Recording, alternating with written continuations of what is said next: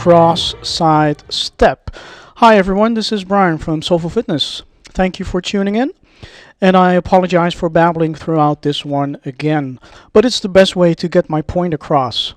So the reason I'm zooming in on the details of this cross side step is because I think it's a pretty significant one, considering the issues I have come across over the years. Those issues mainly concerning injuries and getting stuck on plateaus in terms of improvements, but more on that as we go through the snippet.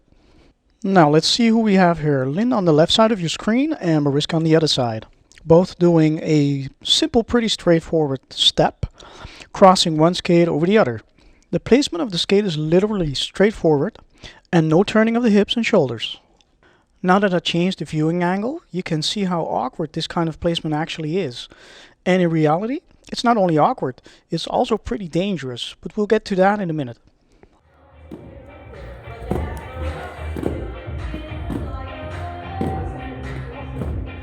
So let's go straight into tiny little adjustments that bring this simple cross step to a totally different dimension, possibly opening up a world of joint relief, better posture, and a whole lot of funkiness. As you'll notice, the girls start off with a slight change of foot placement in a diagonal direction. And that is the first important adjustment. Cross, step, cross, step.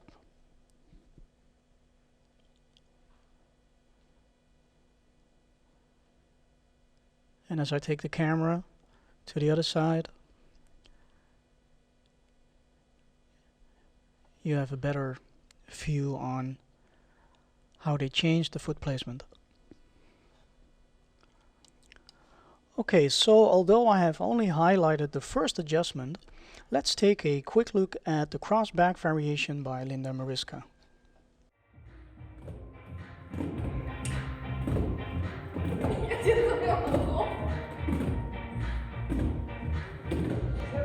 And here is where they change things up, crossing back and crossing forward.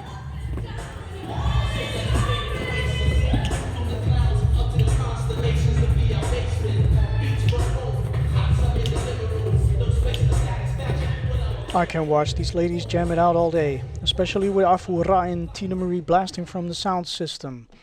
But for the purpose of time management, we need to go to part 2, so let's go. We're gonna take it from the top again. No pivots, just a straightforward foot placement and build it up from there. And again, this awkward position. Legs are touching, knees are pretty much tangled, no room whatsoever. Because of this, the brain easily gets confused when you lose balance right here. It's hard to adjust the upper body, and chances are you're making the wrong choice to correct yourself.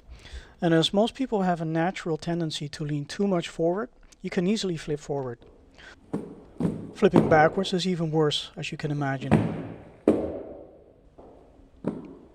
Now let's see how we can deal with all this. The first adjustment is the initial foot placement, but then we add a little shift to the pivot leg as we finish the side step. The shift happens on the back wheels and is controlled by the hips.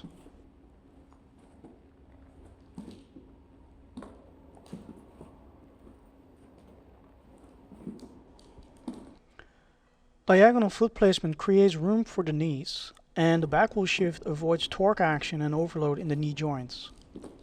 The turn of the hips is basically driving the shift, so everything attached to the hip core turns simultaneously. So as you can see, that also includes the shoulders. In doing so, you're not only touching on the safety principle, but you're also adding a little swag, swing, or funkiness, or whatever you want to call it. What absolutely applies here is the old saying, it don't mean a thing if it ain't got that swing. Now, while we're at it, let's see how to swing when crossing behind the pivot leg. Applying the same principles where the hip is driving the shift opens up a world of movement options in a safe and practical manner. The back wheel shifting is instrumental to the look and feel of this technique.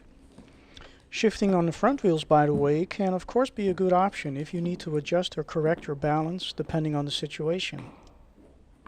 But for now, in this riff, I deliberately exclude that front wheel pivot option, primarily to focus on establishing efficient motor pattern.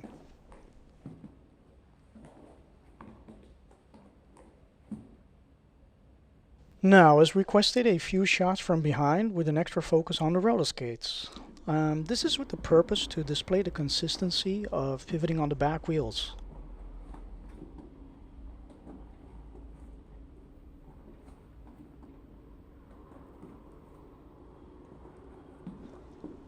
Extended drilling will eventually lead to an unconscious habit of shifting, and that's exactly where you want to take your brain. It's all about expanding your toolkit with additional techniques to deal with any kind of balance disturbance. And impeccable balance on your back wheels absolutely makes a world of difference.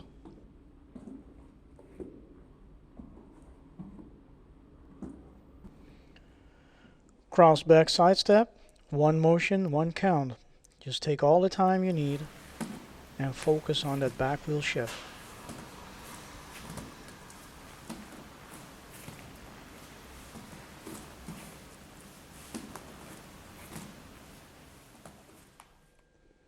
So the next step in the ladder of progression is to move to 2 counts and drill it till you kill it, mixing up crossing behind the pivot leg and in front of the pivot leg.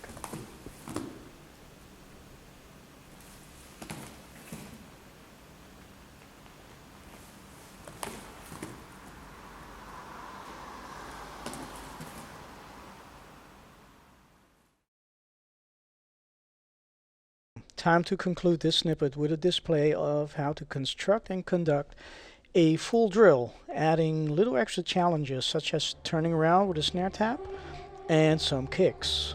Just remember the main focus is on the back wheel shift though. Thank you for watching, keep it swinging and make it funky.